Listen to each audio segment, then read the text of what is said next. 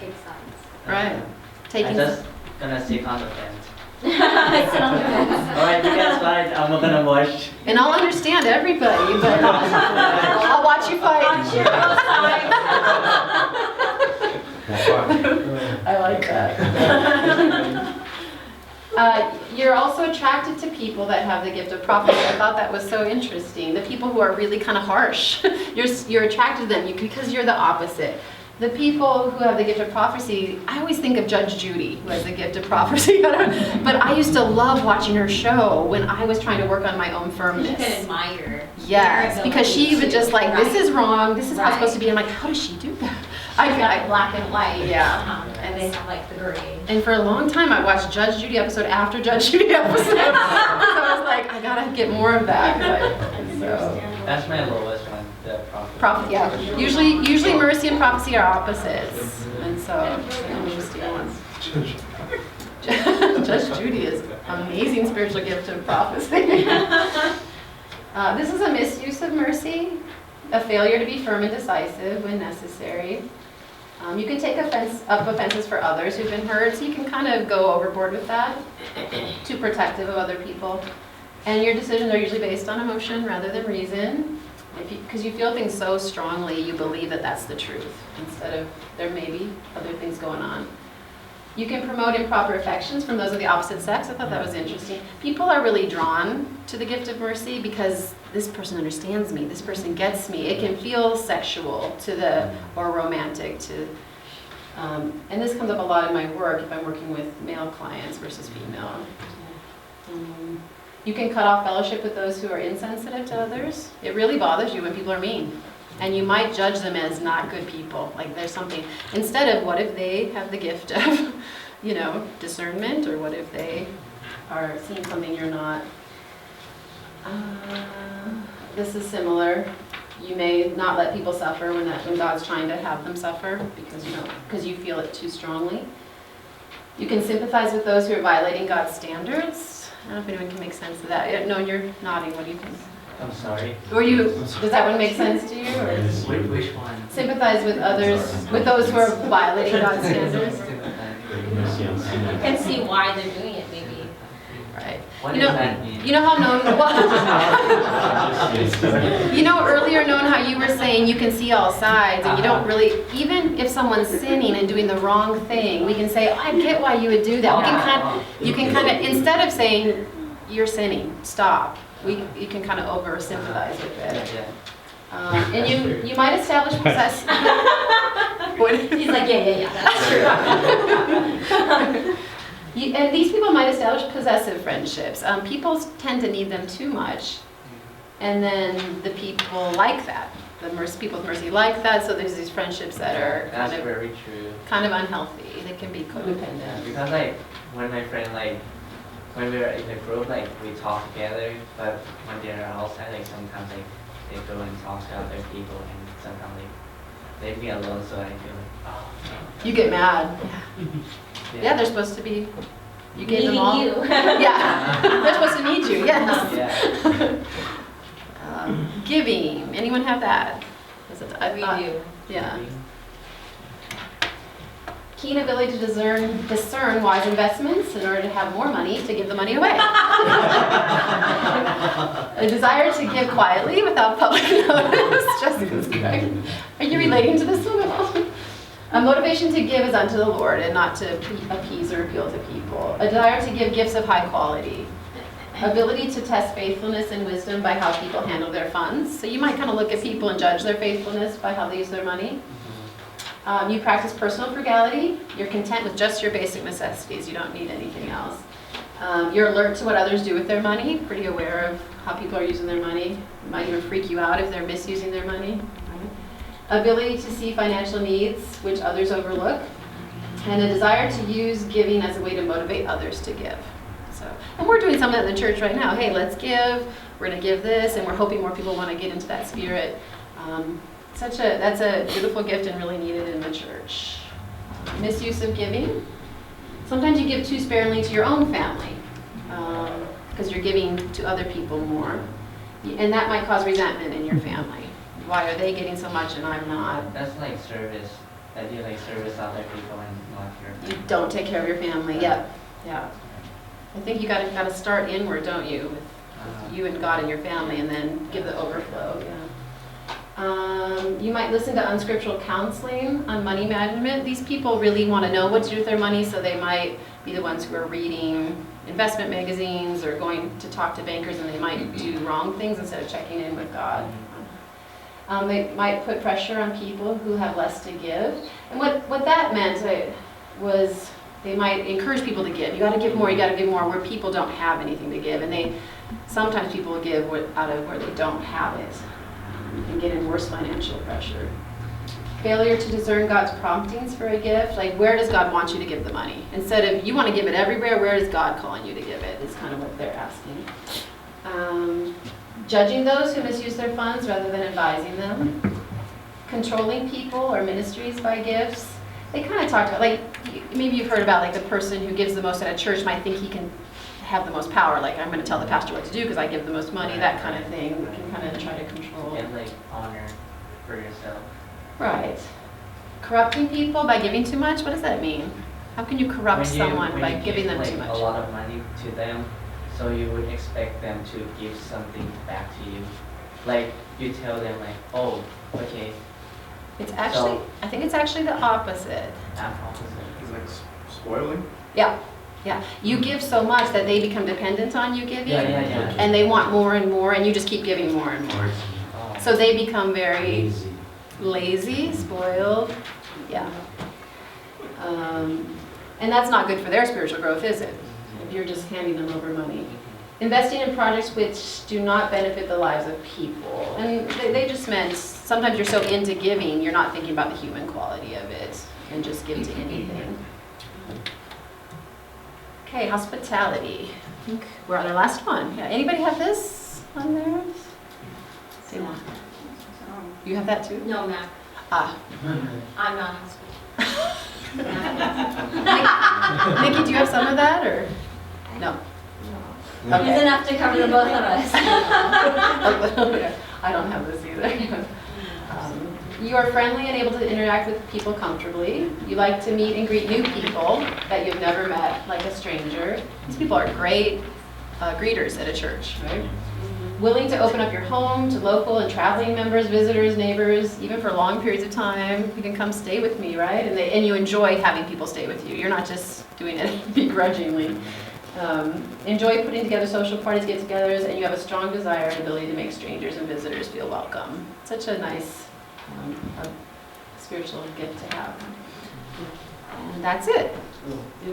No misuse part? No, I don't have, I researched a lot, and there's kind of two different passages. The misuse of hospitality might be the same as the misuse of giving.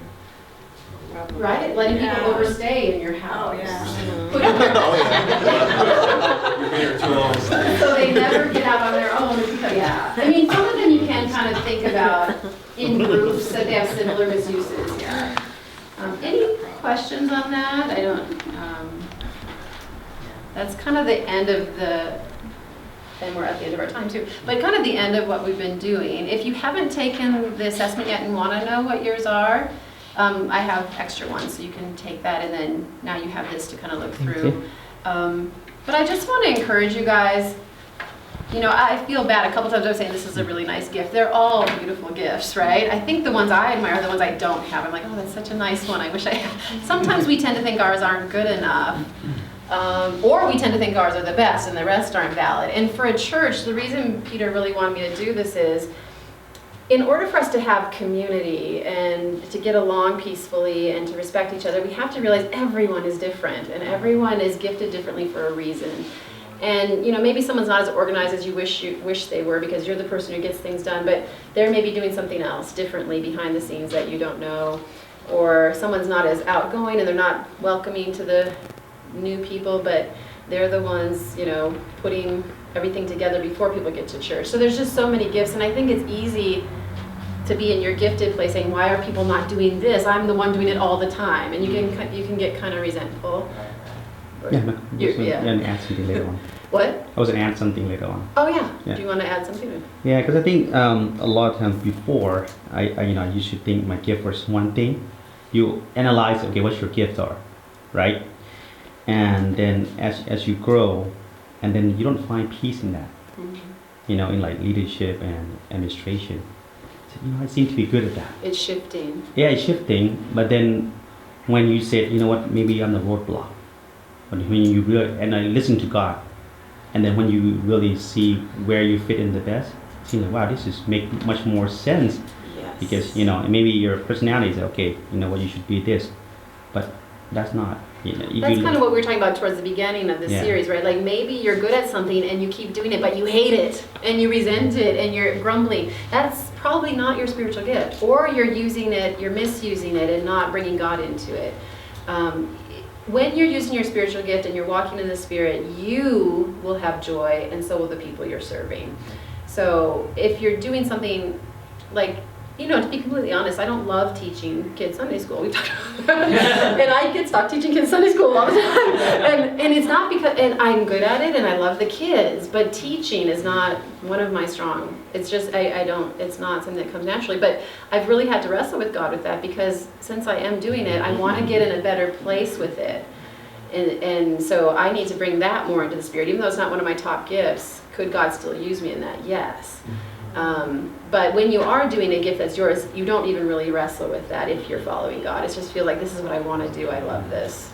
And so that's what we want for this body of Christ, where we can maybe even see each other's and start appreciating it, especially the ones that are different from us, instead of judging that. And I think that happens a lot in churches where we feel like no one else is doing this one thing and I get stuck with it all the time. And even I said that about the kids. I'm stuck with, and that's terrible to say that. but how can I shift that, right? And let God maybe even develop a gift of teaching for me. What I'd rather do is just hang out with the kids and ask them about I always ask them about how are things going, like deeper things about their life, and because that's more what I want to do. But anyway, any other comments on this? Like, Yeah. oh, like you Mac, like I thought that I could be like one thing, but it's not what I think. Yeah. It's different, actually. It's different. You were surprised Yeah. after you took the. Yeah. Does the one that came up make sense? The new one that surprised you? Yeah, It makes fit. sense. But one thing is the administration, like for the second, I feel like, oh, is that me? Oh. It doesn't feel like you. Yeah. But it came up pretty high. Yeah. One thing, I think it says it at the bottom, maybe of the exam, actually, the spiritual gift, is now that you maybe know what yours are, to ask God to help you to fully live into those and to show you what that means and to teach you. Because maybe it's a spiritual gift you've been ignoring. Or it didn't fit with your family role. Like that's not who you were supposed to be, right? You were trained to be someone else. So maybe God can train you differently. Yes. Two things to add. Yeah. The first one is about prophecy. A prophet is very bold, Yes. and we mentioned that that person is willing to suffer for what he or she stands. Yeah, Hunger strikes. Jeremiah, yeah, he suffered a lot, and eventually Jerusalem fell down. Jerusalem was destroyed. Yeah. Yeah, but Jeremiah, you see the lamentations Yes. and his complaints, and that was very difficult for Long him. suffering. The king, when he was in the cistern, the king asked for him, and when he came, the king said, "What will happen? What should we do?" Jeremiah said, "Jerusalem will be destroyed." Yeah. While being in that condition, so the same message, it has not changed. And Yeah. the last thing is the misuse of hospitality. As Mark said, it looks like the misuse of giving. Yeah. You might welcome a sinner like a robber, a Right. thief. The police is running after that person, and probably you will suffer. And Yes, I've heard of people that welcome anyone into their home and then their home is robbed, right? Like there's not discernment in there. Yeah. Steal your stuff. That's good. All right, we should probably wrap up. Is someone willing? Thank you so much for the weeks here. It's been really enjoyable, and Yeah, it's very. this kind of teaching is still not my strength, but the stuff we're talking about is, so that's where I get the passion from it. But I really appreciate you allowing me to share, and hopefully God worked through it. And Yeah, we have the second, it's called sequel, right?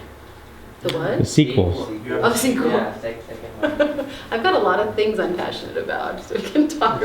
But anybody, He's just like, anybody open to just closing us in a quick prayer?